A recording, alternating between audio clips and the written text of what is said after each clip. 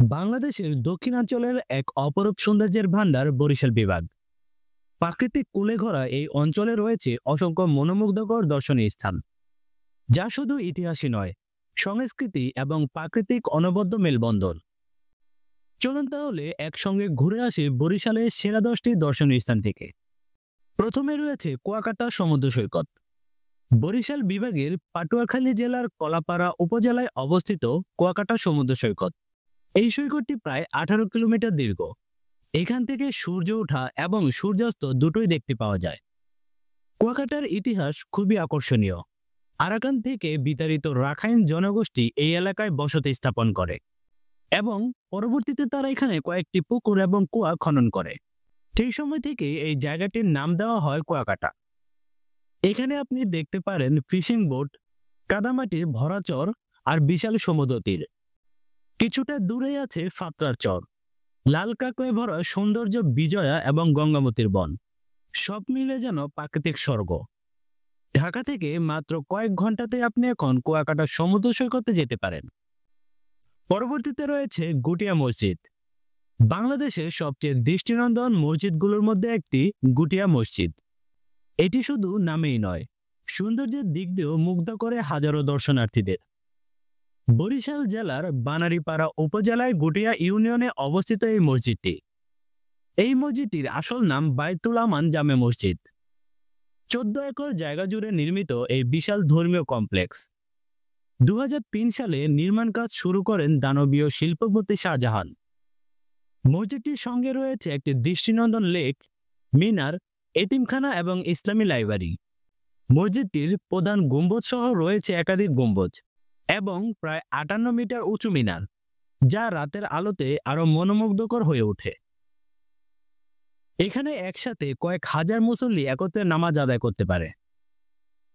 গুটিয়া মসজিদ শুধু নামাজের জায়গায় নয়, বরং এটি ধর্মীয়, সাংস্কৃতিক এবং স্থাপত্যের সৌন্দর্যের দিক দিয়েও অপূর্ব। বরিশালের ভাসমান পেয়ারা বাজার। বাংলাদেশের ভেনিস বলা হয়ে থাকে, কিন্তু সেটি কোনো শহর নয়, বরং পটুয়াখালীর ভাসমান পেয়ারা বাজারকে। বরিশাল বিভাগের পিরোজপুর এবং ঝালকাঠি জেলার সীমান্তে অবস্থিত এই পেয়ারা বাজারটি গড়ে উঠেছে নদ এবং খালপথ ঘিরে। বর্ষাকালে যখন নদী পানিতে টইটুম্বর থাকে, তখনই জমে ওঠে এই বাজার। নৌকার উপরই বসে পুরো বাজার। কৃষকরা ভোরবেলা থেকে এখানে আসে টাটকা পেয়ারা নিয়ে এবং এখানে নৌকার মধ্যে বিক্রি করে থাকে এগুলো। প্রতিদিন কয়েকশো নৌকা অংশ নেয় এই কেনাবেচায়। এখানে শুধু পেয়ারাই নয়, এর সঙ্গে আমরা, কুল এবং দেশীয় ফলের সমারোহ দেখতে পাওয়া যায়। বাজারটি সাধারণত সকালের দিকে জমে ওঠে, আর বর্ষাকালে জুলাই থেকে সেপ্টেম্বর মাস পর্যন্ত এটি ভ্রমণ করার উপযুক্ত সময়। ভাসমান পেয়ারা বাজার শুধু একটি বাজারই নয়, এটি আমাদের গ্রামীণ সংস্কৃতি, জীবনধারা এবং প্রাকৃতিক সঙ্গে মানুষের মিলনবন্ধন ঘটিয়ে থাকে। পরবর্তীতে রয়েছে দুর্গাসাগর দিঘি। বাংলাদেশের দক্ষিণাঞ্চলে ছড়িয়ে আছে বহু ঐতিহাসিক স্থান, তার মধ্যে এক অন্যতম নাম দুর্গাসাগর দিঘি। বরিশাল শহর থেকে মাত্র 11 কিলোমিটার দূরে বাবুগঞ্জ উপজেলায় অবস্থিত দুর্গাসাগর দিঘি। এটি দক্ষিণ বাংলার সবচেয়ে বড় দিঘিগুলোর একটি। এই দিঘিটি খনন করা হয়েছিল 1780 সালের দিকে। প্রায় 24 একর জায়গা জুড়ে বিস্তৃত এই দিঘিটি একসময় এলাকার প্রধান পানির অংশ ছিল। দ্বীপের চারপাশে দেখা যায় নানা ধরনের জলচর পাখি। বিশেষ করে শীতকালে বিদেশি অতিথি পাখিরা এখানে ভিড় জমায়, যা প্রকৃতি প্রেমীদের কাছে বাড়তি আকর্ষণ। দুর্গাসাগর শুধু একটি দিঘি নয়, এটি ইতিহাস, প্রকৃতি এবং ঐতিহ্যের এক অপূর্ব মেলবন্ধন। পরবর্তীতে রয়েছে লাকুটিয়া জমিদার বাড়ি। ইট পাথর এবং শৈল্পিক কারুকার্যে গড়া শত বছরের পুরনো এই জমিদার প্রাসাদটি, যার নাম লাকুটিয়া জমিদার বাড়ি। বরিশাল শহর থেকে মাত্র 6 কিলোমিটার দূরে অবস্থিত এই জমিদার বাড়িটি প্রায় 200 বছর আগে নির্মিত হয়েছে। এটি একে ঘিরে গড়ে উঠেছে নানা ধরনের ইতিহাস এবং কিংবদন্তি। লাকুটিয়ার জমিদার ছিলেন কালীনাথ রায়চৌধুরী। তিনি ছিলেন একাধারে দানবীর, শিক্ষানুরাগী এবং প্রভাবশালী ব্যক্তিত্ব। তার সময়ে এই এলাকায় ছিল শিক্ষা এবং সাংস্কৃতিক প্রাণকেন্দ্র। এই বাড়িটির ভেতরে রয়েছে বিশাল প্রাসাদ, তাছাড়াও রয়েছে কাচারি ঘর, অতিথিশালা, পুকুর এবং পুরনো শিব মন্দির। যদিও এখন অনেকটাই ধ্বংসস্তূপ হয়ে গিয়েছে এটি, তবুও পুরনো ইট এবং কারুকাজে আজও টিকে আছে এটি। পরবর্তীতে রয়েছে ফাত্রাল চর। নীল জলরাশি, সাদা বালু আর ঘন ঘন বন। কুয়াকাটা থেকে একটু দূরেই অবস্থিত স্বপ্নপুরী জায়গা এটি, যাকে সবাই ফাত্রার বন হিসেবে চেনে। ফাত্রার চর কুয়াকাটা সমুদ্র সৈকতের পাশেই অবস্থিত একটি নির্জন দ্বীপ। এটি আসলে সুন্দরবনেরই একটি অংশ, তবে পর্যটকদের কাছে এটি একটি গোপন সৌন্দর্যের নাম। এই চরে রয়েছে সুন্দরবনের মতোই গাছপালা, দেখতে পাওয়া যায় লাল কাঁকড়া, পাখির কলরব এবং সমুদ্রের ধ্বনি। সকালে সূর্যোদয় এবং বিকালে সূর্যাস্ত। এখানে যেতে ট্রলার বা স্পিড বোট ব্যবহার করতে হয়। কুয়াকাটা থেকে মাত্র 30 থেকে 40 মিনিটের নৌপথ পাড়ি দিলে এই জায়গাটিতে যাওয়া যায়। পরবর্তীতে রয়েছে ট্যাংরাগিরি বন।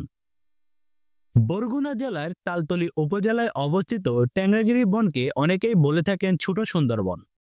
এটি বাংলাদেশের দক্ষিণাঞ্চলের অন্যতম সুন্দর এবং অনন্য প্রাকৃতিক বন। প্রায় 40,000 একর আয়তনের এই বন জুড়ে রয়েছে সুন্দরবনের মতোই গরান, গেওয়া, কেওড়া, বাদাম গাছ, তাছাড়াও নানা ধরনের লতাযুক্ত গাছ। বনের ভেতর দিয়ে বয়ে চলেছে ছোট ছোট খাল এবং জলাশয়। এখানে দেখতে পাওয়া যায় হরিণ, বানর, শিয়াল, বন্যপ্রাণী সহ নানা ধরনের বন্যপ্রাণী। পাখি প্রেমীদের জন্য এটি একটি স্বর্গরাজ্য।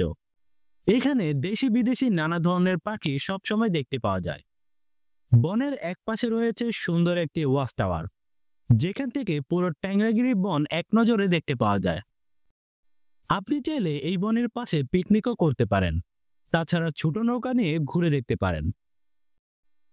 পরবর্তীতে রয়েছে বরিশালে 30 গুডাউন। বরিশালের প্রাণকেন্দ্রে অবস্থিত এক পরিচিত নাম 30 গুডাউন। এটি শুধু একটি এলাকাই নয়, বরং বাণিজ্য এবং ইতিহাসের সঙ্গে জড়িয়ে থাকা একটি গুরুত্বপূর্ণ কেন্দ্র। 30 গুডাউন বরিশালের বাজার রোড এবং কাঠপট্টি এলাকায় অবস্থিত। ব্রিটিশ শাসনামলে এখানে 30টি গুডাউন বা গুদাম নির্মাণ করা হয়েছিল। সেখানে চাল, পাট, মশলা সহ নানা ধরনের পণ্য সংরক্ষণ করা হতো। নদীপথ এবং রেলপথের সুবিধার কারণে এই গুডাউনগুলো হয়ে উঠেছিল দক্ষিণবঙ্গের অন্যতম প্রধান বাণিজ্য কেন্দ্র। পণ্য আনা, জমা এবং বন্টনের জন্য ছিল এটি একটি বিশাল ক্রিয়াকলাপ কার্য। বর্তমানে এখানকার অনেক গুডাউনগুলোই বিলুপ্ত, তবে এই নামটি বরিশালের ঐতিহ্যের সঙ্গে মিশে গিয়েছে। 30 গুডাউন এলাকার পরিবেশ এবং শাহী ঐতিহ্য ছোঁয়া বহন করে থাকে, যা বরিশালের বাণিজ্য ইতিহাসকে সংরক্ষণ করে রেখেছে। পরবর্তীতে রয়েছে লেবুর চর। বরিশালের এক রহস্যময় প্রাকৃতিক গহ্বর লেবুর চর। ঘন সবুজ গাছ এবং প্রাকৃতিক সৌন্দর্যে ভরপুর এই লেবুর চর। লেবুর চর বরিশাল জেলার অন্তর্গত একটি নদীমাতৃক এলাকা, যেখানে রয়েছে বিস্তৃত সবুজ বাগান, ছোট ছোট নদী এবং ঝিল। এটি তাজা বাতাস আর প্রাকৃতিক অপরূপ মিলনস্থল। এই চরটির নামকরণ হয়েছে এখানে প্রচুর লেবু গাছ থাকার কারণে। এখানকার লেবুর স্বাদ এবং তাজা গন্ধ দেশের অন্য সব লেবুর থেকেও অনেকটাই ভালো। এখানে স্থানীয় কৃষকরা প্রথাগত পদ্ধতিতে নানা ধরনের চাষ করে থাকে, তাছাড়া ছোট ছোট নৌকা দিয়ে যাতায়াত করে। ফলে লেবুর চর হয়ে উঠেছে শান্তিপূর্ণ গ্রামীণ জীবনযাপনের এক নিদর্শন। পর্যটকরাও এখানে এসে উপভোগ করে নদীর ধারে হাঁটা, পাখি দেখা এবং স্থানীয় মানুষের সঙ্গে আড্ডা। এই শান্তিপূর্ণ পরিবেশ মনকে করে তোলে আরও তরতাজা। পরবর্তীতে রয়েছে বরিশালের সবচেয়ে জনপ্রিয় স্থানগুলোর একটি শাপলা বিল। বাংলাদেশের প্রাকৃতিক এক অসাধারণ রত্ন শাপলা বিল, যেখানে ঘন সবুজ গাছ এবং শাপলার সমারোহ চোখকে মুগ্ধ করে। শাপলা বিল অবস্থিত বরিশাল জেলার গৌরনদী উপজেলায়।